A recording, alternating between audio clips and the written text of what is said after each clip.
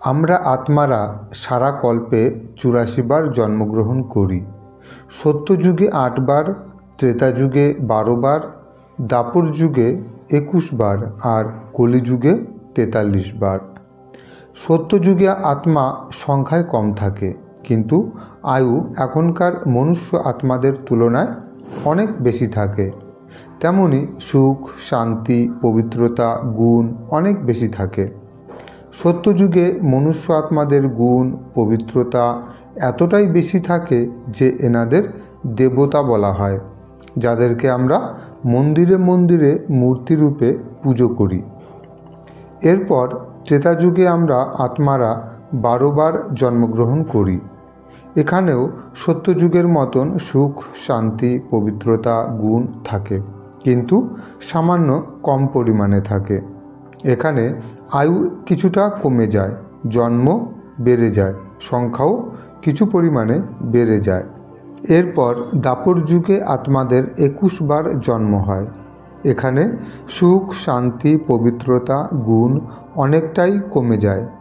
এখানে আত্মাদের জন্মও বেশি হয়, সংখ্যাও বেশি থাকে, আবার আয়ুও অনেক কমে যায়। এখানে মনুষ্য আত্মাদের গুণ, পবিত্রতা যেমন কম হতে থাকে, তেমনি সুখ, শান্তিও কম হতে থাকে। তাই তো সুখ শান্তির খোঁজে মনুষ্য আত্মারা সদা সুখী, গুণকারী, পবিত্র আর শক্তিশালী দিব্য আত্মাদের স্মরণ করতে শুরু করে। মন্দির বানিয়ে তাদেরই দিব্য মূর্তি বানিয়ে পুজো করতে শুরু করে। এরপর আসে কলিযুগ। কলিযুগে মনুষ্য আত্মাদের গুণ, পবিত্রতা আর শক্তি একদম কমে যায়, যার পরিণাম সদা দুঃখ আর অশান্তি। জন্ম অনেক বেশি হয়, ৪৩ বার। জনসংখ্যাও অনেক গুণ বেশি হয়, আর আয়ু অনেক কমে যায়। অকাল মৃত্যু হয়। এখানে মৃত্যুর কোনো সময়সীমা নেই। যে কোনো সময়, যে কোনো কারণে শরীর ত্যাগ করতে হতে পারে। শরীরের বয়সের কোনো ব্যাপার নেই। শরীর নিয়ে মাতৃগর্ভ থেকে ভূমিষ্ঠ হবার সঙ্গে সঙ্গেও শরীর ছাড়তে হতে পারে। আবার কয়েক ঘন্টা, কয়েক দিন বা কয়েক বছরের মধ্যেও শরীর ত্যাগ করতে হতে পারে। শরীরের বয়স যাই হোক না কেন, যে কোনো মুহূর্তে শরীর ছাড়তে হতে পারে।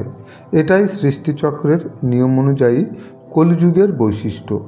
কলিযুগে রোগ ব্যাধি, দুর্ঘটনা, আত্মহত্যা, কুশিক্ষা, দুর্নীতি, হিংসা, স্বার্থপরতা, পরনিন্দা, পরচর্চা, অহংকার বোধ, কাম বিকার চরম শিখায় পৌঁছেছে। আমরা সবাই ধরেই নিয়েছি যে কলিযুগে এর থেকে ভালো কিছু আশা করাই যায় না, কিন্তু কলিযুগের এক বিশেষ মহত্ব আছে। কলিযুগের শেষ ১০০ বছরকে বলা হয় সঙ্গম যুগ। সঙ্গম যুগ অর্থাৎ কলিযুগ আর সত্যযুগের মিলনের সময়কাল। আমরা সবাই জানি সত্যযুগের পর ত্রেতা, ত্রেতার পর দাপর এবং দাপরের শেষে কলিযুগ আসে। আবার সৃষ্টিচক্রের নিয়ম অনুযায়ী কলিযুগের পরে সত্যযুগ পুনরায় ফিরে আসে। কলিযুগের শেষ আর সত্যযুগের শুরু, এই সময়কালকে বলে সঙ্গম যুগ। এর সময়কাল হলো ১০০ বছর। এই সময়কাল সকল আত্মা একবার করে জন্মগ্রহণ করে। স্বয়ং পরমাত্মা তার দিব্য কর্তব্য পালন করতে সৃষ্টিচক্রের নিয়ম অনুযায়ী এই ধরায় অবতীর্ণ হন। তাই এই সময়কালকে পুরুষোত্তম সঙ্গম যুগও বলা হয়, কেননা সারা কল্পে স্বয়ং ভগবান এই ধরায় এই সময়েই আসেন। তিনি তো স্বয়ং বলেছেন যে যখন যখন ধর্মের অতি গ্লানি হয়, তখন আমি এই ধরায় এসে অধর্মের নাশ করে সত্য ধর্মের স্থাপনা করি। আপনারা মানবেন কিনা জানি না, কিন্তু এটাই সত্যি যে আমরা এখন যে সময়ের মধ্যে দিয়ে চলছি, এটিই হলো সেই মহামূল্যবান পুরুষোত্তম সঙ্গম যুগ, যখন স্বয়ং পরমাত্মা তার কথা রাখতে এই ভারত ভূমিতে অবতরিত হন। ভগবানকে পাবার, তার সাক্ষাৎকার করার, তার কৃপা লাভ করার, তাকে অনুভব করার এই হলো মোক্ষম সময়। এই রকম সময় আর সুযোগ বাকি ৮৩ জন্মে বা সারা কল্পে কখনোই পাওয়া যায় না। তাই তো সকল দেবী দেবতা সহ সকল মনুষ্য আত্মারা সৃষ্টিচক্রের নিয়ম অনুযায়ী স্বয়ং পরমাত্মার সঙ্গে মিলিত হবার জন্য একবার সুযোগ পায়।